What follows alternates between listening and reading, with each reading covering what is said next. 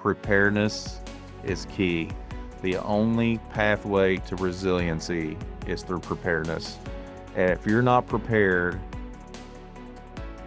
for anything, you're not gonna rebound well.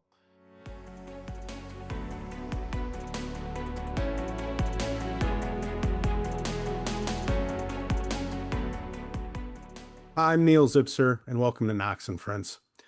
November 4th, 2025 is a day that will never be forgotten by the Louisville Airport and its fire department.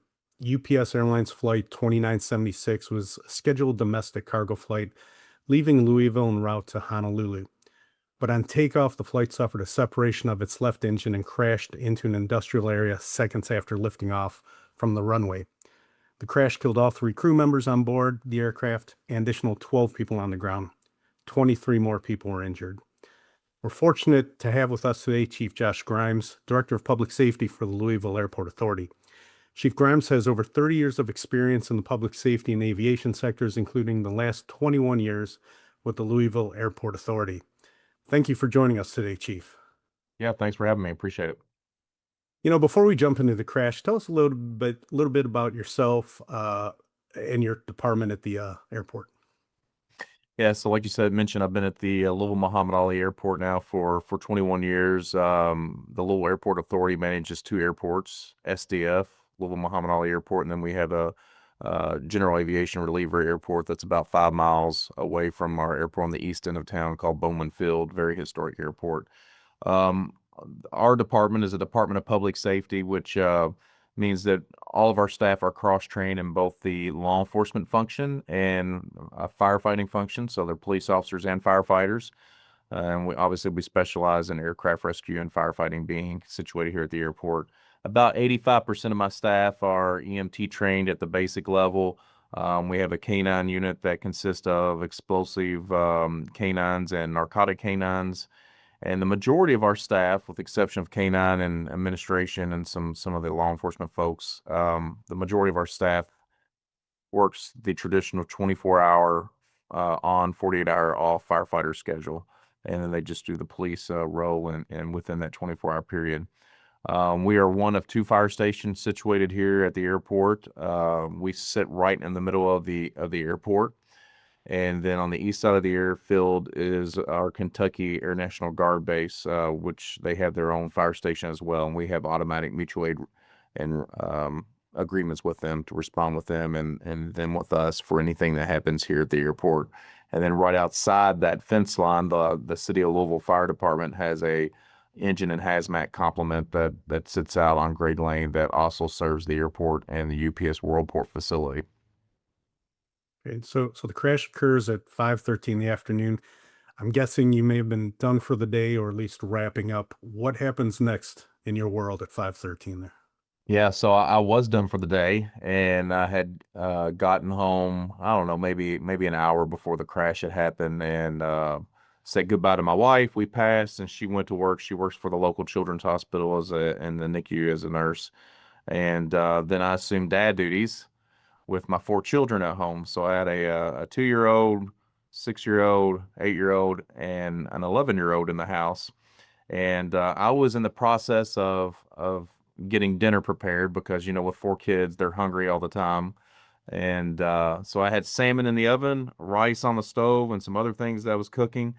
Remember it very vividly. And we have a fire station alerting system here called it's a Phoenix G2 system, and it has an app on the phones. So I remember a very distinct sound going off on my phone that I related to that G2 app, but it was a sound that I haven't heard before. So I pick up my phone and look at it, and then it said Alert 3, and in the aviation world, Alert 3 is generally an airplane crash. And I'm like, that can't be right. Somebody hit the wrong button, and sent my kid out to the car to get my radio just to make sure.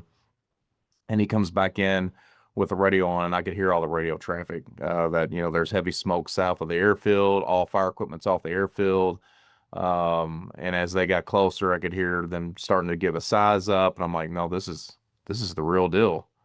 And so I immediately go into childcare mode, trying to get neighbors and find somebody that can come over and watched the kids. And I found a neighbor that came running up the street, and I passed her on the road and let the kids in the driveway. So that was what I was doing when the crash happened, and it took me about 15 minutes to get to the crash site from my house.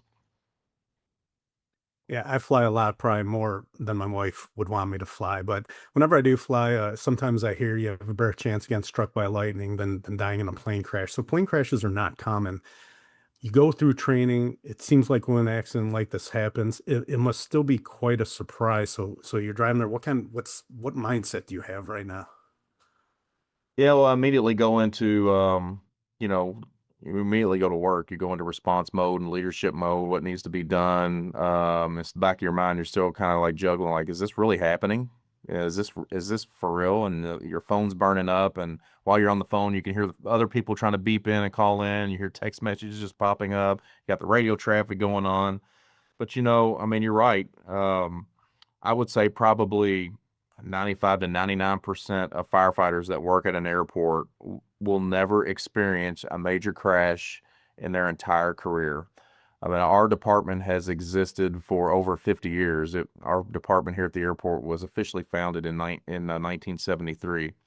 And until November 4th, 2025, there had never been a major aircraft crash. So over 50 years of there's been aircraft incidents, minor incidents, and things like that, but nothing of the magnitude of a disaster involving an aircraft here at SDF in Louisville. So, um, yeah, very, very rare. Obviously these things do happen, and you hear a lot more about things happening in the media today because of social media and cell phones and things like that. But you never expect that it's going to happen, and you can always hear people say, "Oh, it'll never happen here," but we're living proof it can't happen. So you guys go through constant training for incidents like this. You think you never have to use it, but you guys were pretty well prepared. Take us through the training activities that helped you with the response. So our folks train on a daily basis during the week on something. We have a full-time training coordinator, captain, that manages and prepares training schedules every month, and they're always training on either pulling hose lines or doing case reviews and case studies on other aircraft incidents that's happened around the globe. And then working at an airport under FAA Part 139 rules and regulations, airport operators are required to do annual tabletop exercises with their mutual aid partners and full scale exercises with their mutual aid partners every 3 years. And those are called triennial exercises.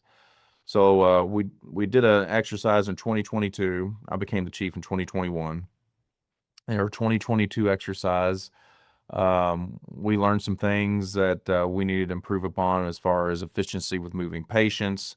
So we really started putting an emphasis on triage and improving the triage process here at the airport, procuring some equipment that would make it easier for our firefighters and our mutual aid partners to show up and have the equipment there ready to go to help move patients from the field to the triage area. So that was a huge topic for us, and we equipped and repurposed a vehicle to just carry mass casualty supplies and equipment. So, yeah, kind of fast forward to 2025, we're gearing up for our next triennial exercise after we've built upon all this training and we've procured new equipment. We've got two brand new crash trucks that we had received and put into service over the previous 2 years. And we did meetings with all the airlines to just make sure that their family support plans were in good play and that they've reviewed their emergency response plans. We did NIMS training with our executive team to bring them up to speed on instant command systems because executive teams in the business world, they don't do this on a day-to-day basis. So every 3 years when we do the triennial exercise, we try to seize that opportunity for everybody to kind of check their plans, make sure they're up to snuff with on what the NIMS nomenclature are and what the training consists of, and what's expected if they come into the emergency operations center. And met with chaplains. Our folks in October of every year, they go and do their recertifications on aircraft firefighting in Lexington at Bluegrass Airport with our partners at Bluegrass Airport. So that occurred in October 2025. Our triennial exercise occurred October 21st. 2025. We exercised our EOC, and then 2 weeks to the day after our full scale exercise, the real thing happened. So we were fresh off that exercise, the same faces that were in the emergency operations center, the same faces that were a lot of the same faces that were participating with the full scale exercise were all involved in this crash 2 weeks later. Amazing how important it shows how important training is. But back to the crash, did you know right away that it wasn't a passenger airplane? And if so, how does that affect your department's response? Yeah, it's a really good question. So no, and we did not immediately know that it was if it was a passenger or a cargo aircraft. We didn't get a lot of information from the air traffic control tower when they dispatched our units to the scene. Um, it was probably it was probably a good 3 minutes into the response before the on-duty chief at the time was finally able to get more information from the air traffic control tower, and they finally answered him that it was a cargo aircraft and that it was an MD-11 UPS aircraft that crashed. And to answer your question, yeah, it does kind of make a difference in our response, because when you're dealing with a UPS aircraft that's an MD-11, we know that there's 2 to 3 people on board that aircraft, the flight crew. Everything else is cargo. There could be some jump seats in the back that could be filled, so maybe a little bit less than 10 people. But typically, there's 2, maybe 3 folks on an MD-11 aircraft. If it's a passenger aircraft, you're talking hundreds of people that are going to be on an aircraft, depending on the size of the aircraft. So that makes a significant difference in our response because of the size of the triage area and the equipment and hospitals being on alert to be able to handle an influx of patients. From the firefighting and rescue standpoint, it doesn't change a whole lot other than getting more people in there to handle and move the patients. We've all seen footage and photos from the crash. And one thing that was eye-opening, to me at least, was the amount of smoke and long fire trail that the jet fuel caused. And being that the plane was scheduled to make an 8.5 hour flight, I'm assuming it was fully loaded with fuel, so there was a lot to burn. Was there something that surprised you when you first got to the scene? We have 38,000 gallons of fuel to be exact, was what was on that aircraft, not counting the oil from the recycling plant that it hit. But I guess what surprised me the most when I first arrived on scene was just the sheer magnitude of how large and how long this incident scene spanned. Um, as far as the eye could see was fire, and looking up in the air, it was the amount of smoke was unbelievable. How thick and black and how billowing and forcefully it was going into the air. And I heard somebody mention and describe it as like this is almost apocalyptic. On one side of the road, it's completely dark. On the other side of the road, we have a sun that's setting off to the west. And you know what? We had a lot of things that were going well for us that day. And one of the things that God blessed us with was a beautiful day, crisp blue skies, ceiling was unlimited, and because the wind was not too bad. So because of that, all that smoke was able to go vertically quick. And we have a Ford assembly plant that was within a couple of football fields of where this crash happened, and there were people working there. Not to mention the airport. It's rush hour traffic, so there's traffic everywhere. Um, had this been a rainy day and with an overcast or low ceiling with clouds low, with that amount of smoke, we would have had a major problem on our hands with the air quality. So that's what stands out the most to me about when we first arrived on the scene. So obviously you have to respond, take care of the fire, but there's also rescue attempts with everything that was in the airplane's path. Take us through that, and how large of an area are we talking about that was impacted? It was the aircraft or the crash scene, and the fire itself spanned just shy of about a half mile long, and I'm going to guess maybe 100 yards wide, maybe a little bit wider than 100 yards on the furthest point of the crash site. But one other thing that really, back to your other question, that really strikes me, that stood out is when I first arrived was not only was there a lot of smoke and a lot of fire, but there was no sign of an aircraft. And that was something that really stands out to me. Like, hey, we were dispatched. There's supposed to be a plane that's crashed here. Where's the plane? There's no tail. There's no wing. There's no sign of the nose or the fuselage. There's nothing. You don't see any sign of an aircraft. And typically, when there's an aircraft, especially an MD-11, an MD-11 is, yeah, I mean, we're talking that's the second largest aircraft in the UPS fleet, next to the 747. There should be something. We should be seeing something, but we don't see anything that shows any sign of an aircraft. All we know is air traffic control tower says no, there was an MD-11 aircraft that crashed, but we see no signs or evidence immediately that an aircraft had crashed. So that was something that was also surprised me when we got to the scene. Um, but this crash site, the aircraft, the wing clipped an oil recycling facility, and the oil that this oil recycling facility stores is very dark used motor oil from like diesel equipment, dump trucks, major bulldozers, locomotives, things like that. That's the type of oil that's stored in these huge vertical silos. There's 25 vertical silos at this lot where this oil Kentucky Petroleum Recycling Plant is. So wing clips that, and that's what immediately you see in the videos online that burst into flames. And as the aircraft starts to roll to the left and it passes that lot, it enters a lot where there's a junkyard, an auto junkyard, or a pull apart, if you will. So customers come here, they bring their recycled metal, or they can walk around this junkyard and pull apart off a used car and then go up and pay for it. That's where the plane ultimately ended up making contact with the ground and then crashing across the ground and through this junkyard where there's hundreds of vehicles. It went through some buildings, um, and then ultimately ended up in some other buildings and where kind of like a weigh scale house is, where the customers would bring up and get paid for their scrap metal or the part that they want to purchase.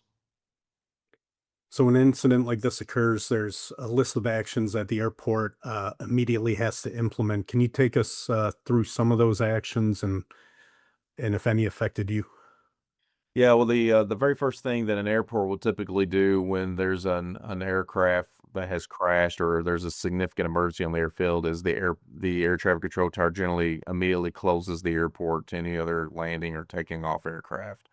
So what that means is all aircraft on the ground stop and position, and all aircraft that are in the air and bound to the aircraft get diverted to other airports. And then typically, at least in the case of our airport, passenger screening almost immediately stops until we can determine if there's a security threat related to what just happened. And then everybody goes into action. And the reason everything is closed and stopped is to give emergency responders and airport authority workers immediate access onto the airfield to get to and to respond to whatever's happening. So there's immediate things that happen. It doesn't really affect us other than it helps expedite our response to the emergency itself. So back at the scene, there's also a number of hazards I'm sure that firefighters have to be aware of, such as that oil refinery. Can you explain those hazards a little bit further and what you guys had to face? Yeah, well, other than the sheer volume of the amount of fire and smoke when they first arrived, the first immediate threat to their lives would have been the wires that are down. There were 14,800 volt high voltage power lines that were down across the roadway. I think maybe the landing gear clipped the power lines as it was coming across and approaching that petroleum recycling facility.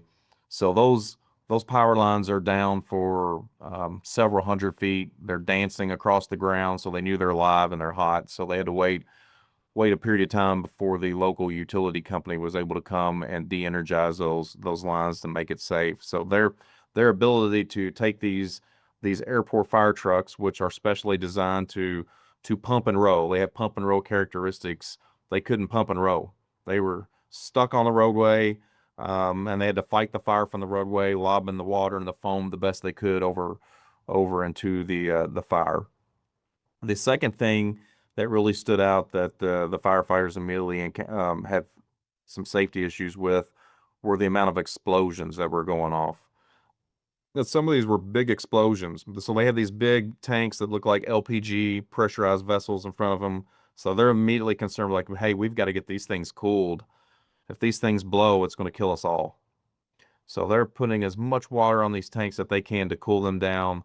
And in the meantime, there's some of these tops of these silos are blowing off into the air, and they're hearing a bunch of other random explosions just popping off out in the middle of the fire. Most likely, those were probably tires that were blowing, since it was a junkyard full of cars. But nonetheless, they still had these tops of these silos that were blowing off. And when those would go, everybody looked straight in the air, and they were trying to find a place to go to seek shelter, to get behind something to make sure that they don't get hit by some of this. And then the air quality was a concern. So a shelter in place was instituted by our local emergency management director pretty quickly. He was on top of that very quickly to put a 5-mile shelter in place, because we didn't know what was in the smoke. So that was a huge concern. And as the incident progressed, and the more water was put on this fire, the more that this oil that had released from these tanks started to rise. And at one point, probably an hour and a half, 2 hours into the incident, this oil started creeping up over out of the parking lot of the business and across the roadway, and started rising like floodwaters on the sides of the fire truck tires, up to the point to where the depth of this oil got so deep that it was going into the firefighters' boots. Oof. So at that point, um, uh, the person that was over that was assigned to lead the aircraft rescue firefighting efforts, he had to make a decision that they had to stop firefighting operations and get the trucks and the personnel out of that off that roadway into another spot to do their firefighting operations. They had to adjust their tactics and their approach, because it was just too dangerous for them to stay where they were at any longer because of the oil. So those firefighters, we had to get them switched out and get them deconned, and we lost a lot of fire gear, a lot of hose and other equipment because of the oil. I assume chain of command and who becomes incident commander is known in advance, but take us through that process, as well as the number of different agencies that become involved. Yes and no. It doesn't differ it doesn't really differ too much from the norm. The City of Louisville Fire Department, and there's about 6 to 7 suburban county fire departments that kind of all surround us. We sit in the middle of the Louisville metropolitan area, so we've got the City of Louisville Fire Department to our north and the suburban fire departments to our south. Since the aircraft was taken off to the south, once it left the airfield, then the authority having jurisdiction was one of those suburban fire departments. The Okolona Fire Department ultimately had the authority having jurisdiction of this area. They were actually kind of familiar with this area. They had done incident pre-plans in this area, so they knew kind of what we were dealing with. So even though our folks arrived first on the scene, it was within probably a minute and a half of us arriving, that the Okolona Fire Department's 1st Battalion Chief was rolling in and assumed incident command. Um, our on-duty chief was able to get there and do the best size up he could. A 360-degree size up was out of the question for an incident this size. The only way we were able to do a 360-degree size up was until the police helicopter arrived on scene, and when drones arrived on scene, then we could get in kind of aerial reconnaissance idea of what we were dealing with. So yeah, between the airport fire department, the Okolona Fire Department, and our local emergency management agency and Louisville Metro Police Department, we developed a unified incident command at the about 2 miles south of the accident site. We set up a safe command post, and we operated from that command post for the remainder of the night. Excuse me. And then the next morning, that incident command post relocated once it was safe to do so, back up to the immediate accident site. Okay, well, fire's out, rescues are complete, and now steps in, I assume, the NTSB. And with NTSB coming in, I'm sure you have some new responsibilities. Point those new responsibilities and how you worked with the NTSB. Sure. So the incident command system, that doesn't change. That stays in place. Some of the roles and the people in those roles or the tasks may change within the incident command system, but we still maintained an incident command system really for months. It didn't just because the fire was out and the once the airplane pieces were picked up, we still maintained an incident command system because we still had an environmental issue down at the site. So Okolona and Emergency Management Agency, they maintained that for months. In fact, they still have somewhat of an incident command system going on down at the scene while they still continue to clean it up. But yeah, the NTSB arrives and we kind of shift from the incident stabilization phase to more of a mitigation phase, if you will. And along with that, the security roles really stepped up a lot. There was a lot of significant security tasks that had to be done, not only at the incident scene, but now we have a friends and family centers that have to be established and that have to be addressed for all these families who are missing loved ones. So we had to have security on that to protect them from the media and from people who don't need to be there. There's a joint information center that we had to have law enforcement on to help provide security for that. The Airport Emergency Operations Center, we wanted to make sure that there was security on that so people that were unauthorized didn't go into the ELC and have information that they didn't need to be at. So it was kind of a need to know access only. And then the NTSB, as soon as they landed, we had to have some logistical transportation in place to escort them to the scene and provide some security for them. And our logistics really kind of shifted from fire suppression and rescue logistics to more of recovery logistics. What do we need to mitigate and recover everything that just happened, including the environmental problem that we have at hand. Fire department didn't go anywhere. We just downsized our fire department resources. There were still hot spots that had to be watched 24/7, and then we would be shipped into a recovery point at some point where the fire department still had a important role in the recovery part of this as well.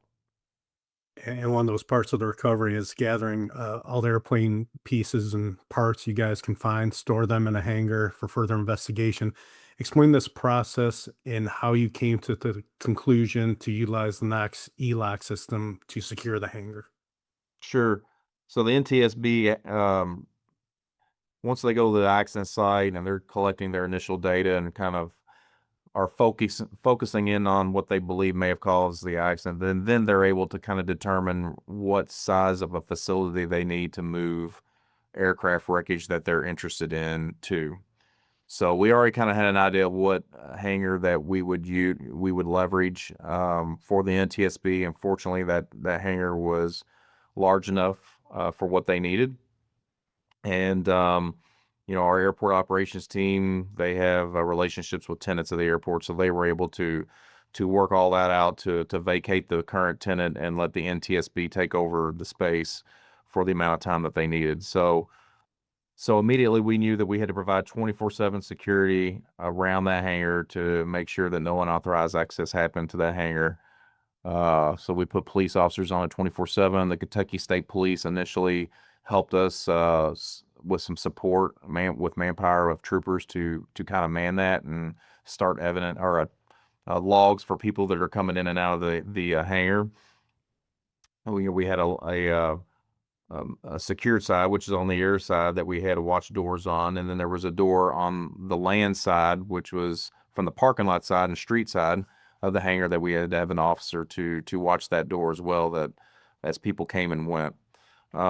So we had people around the clock 24/7, and the NTSB, as they were starting to wrap up everything they needed on site in Louisville before they headed back to DC, it was probably maybe 7 days in. So the conversation started happening, like, okay, what's next?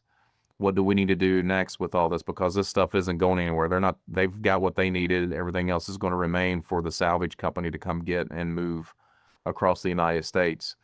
And they said, well, security needs to stay on the building because this stuff can still be considered evidence 24/7 until it's gone.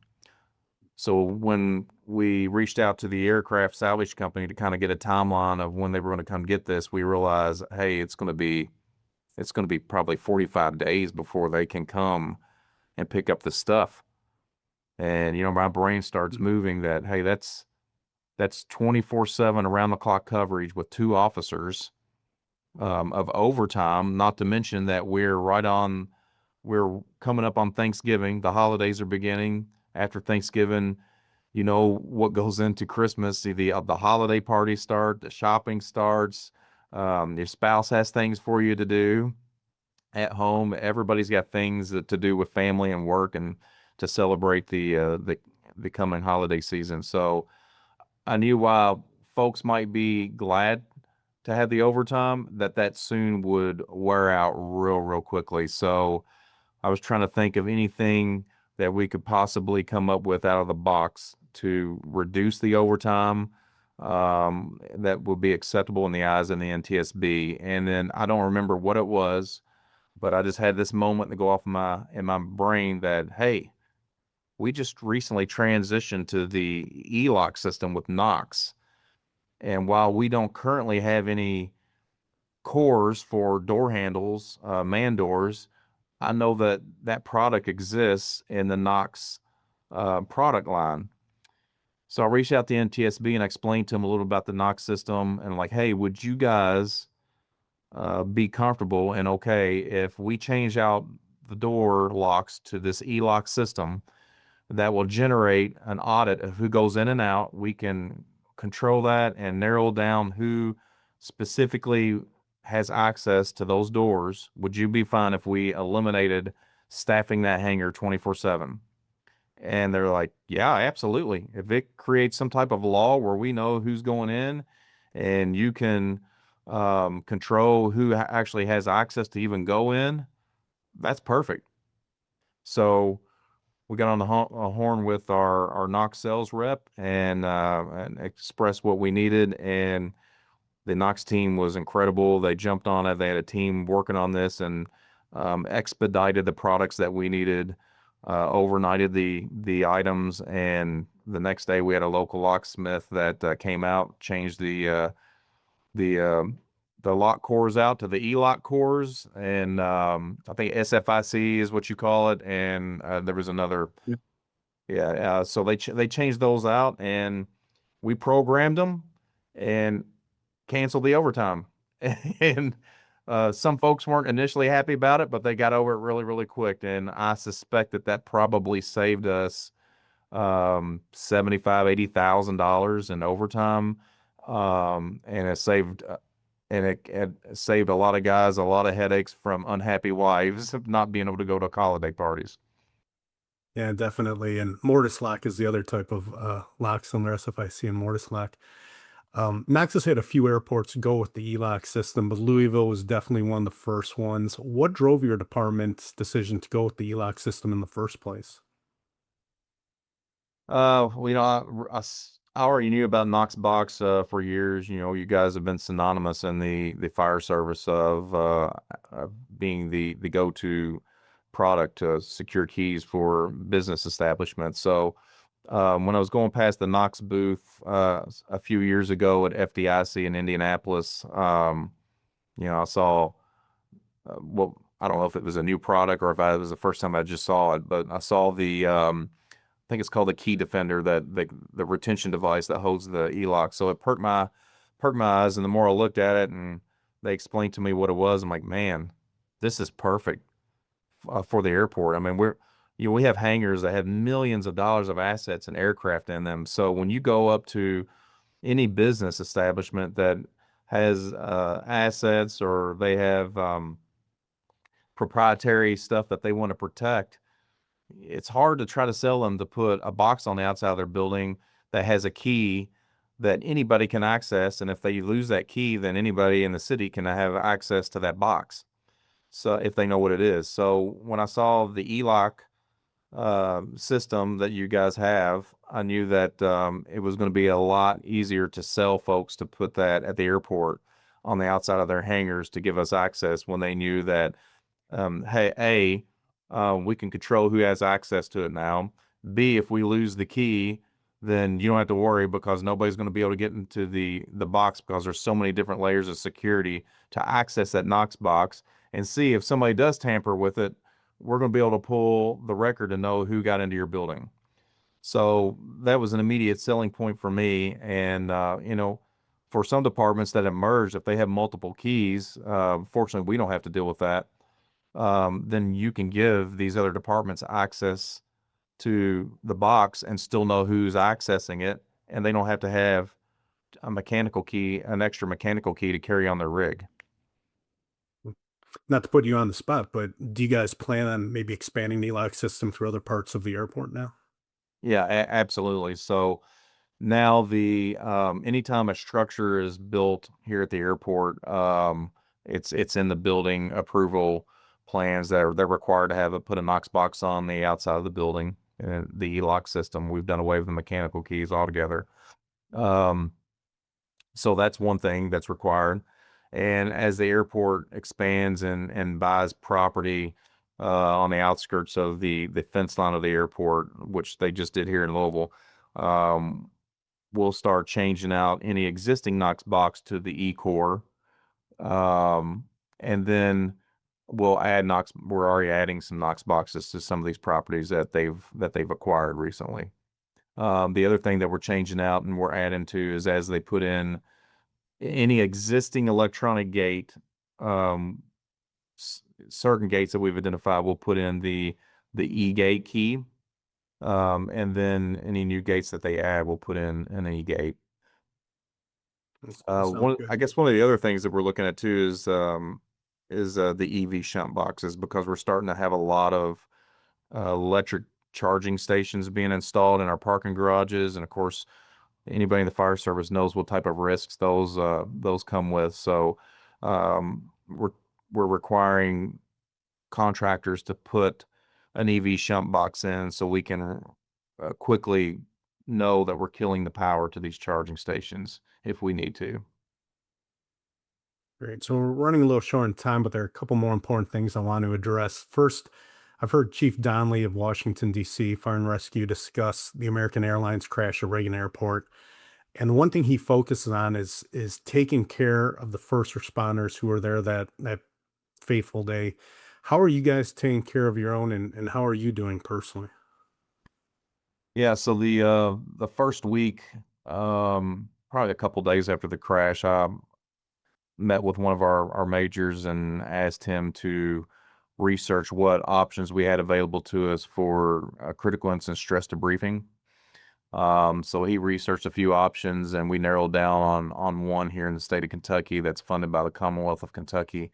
And they came in within about 7 days of the crash happened. And we made it a voluntary thing. It wasn't a mandatory thing. We intentionally made sure we scheduled it on the shift day for the shift that actually responded to the initial call.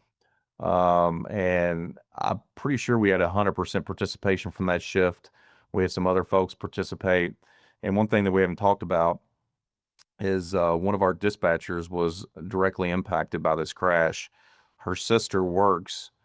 Her sister worked for Grade A Auto Parts, which is one of the recycling businesses down there where the airplane crashed at, and she was killed when the aircraft crashed where she works at. So we had a dispatcher that was affected by it that participated in an incident stress debriefing. And I tell you, going into it, everybody seemed to be doing well. We had the same firehouse humor going on. I'm like, man, I think we're doing pretty well. Maybe we don't need this. But I was really shocked and surprised once the doors closed and hearts started opening up and people started sharing what was on their heart. I realized, man, we really needed this stress debriefing. So I would stress to folks, if that's not part of your plan, you need to get it part of your plan because the mental impacts this has on your team. You know, we do a great job of masking this stuff. Sometimes we do a horrible job getting out in front of things that impact our first responders. Fortunately, over the years, there's been a lot more proactive steps and things have been brought to light about the mental health of first responders and getting ahead of these type of things. So that's one reason why we jumped on it quickly. And we've got I don't know if refresher is the term to use, but the group that we use to do the stress debriefing, they're coming back to do a visit again here in a few weeks just to check in, do kind of a mental health check in with everybody to see how folks are coping with things, um, and just offer any kind of counseling or guidance that they can. So it was a huge resource. You know, the talking about it for me is therapeutic for things like this. But I'm not gonna lie, just even being the chief, there are times that you kind of have some emotional moments when you think about what happened and the impact. And you know, UPS is their headquarters, airlines headquarters is here in Louisville. Every package that goes across the globe moves through the facility that's about 300 or 400 yards outside our back door. So a lot of those folks are family to us. We work with them closely. I saw several of their executive team yesterday. So they were directly affected by this, and they're friends and family to us as well. And then the fact that we had a dispatcher that did lose a loved one in this kind of impacted our team as well. So it's a lot to deal with, and it's something that folks definitely need to be on top of to address their mental health with their staff. So great advice. And final question, I guess, is to the other airport fire chiefs and marshals out there, and really to any department, I guess, that would respond to an incident like this. Do you have any advice, recommendations, or final thoughts that you want to share? You know, I would just tell people, and this is what I've told at some of the other seminars I've spoken about this crash at, is preparedness is key. The only pathway to resiliency is through preparedness. And if you're not prepared for anything, you're not gonna rebound well. We do our exercises. Airports are required to do exercises, and you know, I could say probably 10, 15 years ago, we probably did check the box exercises and then went on about our business. And it wasn't until within the last 10 years that we had an executive management team that really started supporting and investing into exercising and preparedness. And when that happened, things really changed for the better for us because we were able to articulate why we needed things. We were to identify shortcomings and shortfalls and improve those. Having processes and checklists in place are key. Training daily so those perishable skills don't go to waste. All that's important. And if folks are just doing check the box exercises, then don't expect to be resilient when it happens because it's going to be a tough time. And we work so well with our mutual aid partners. We all work well together. So during that incident, you know, where there were a lot of type A personalities present, everybody was there for a common goal, and there was no task issued that somebody wasn't good enough to do. Well, I wish we had more time because there's probably countless other subjects that we could last a few more hours on. But I want to thank you for your time today, for sharing details about the crash, and for, of course, implementing the Knox eLock system and for sharing the results of that implementation. So thanks again. Be safe out there. Thank you. Appreciate it. Have a good day.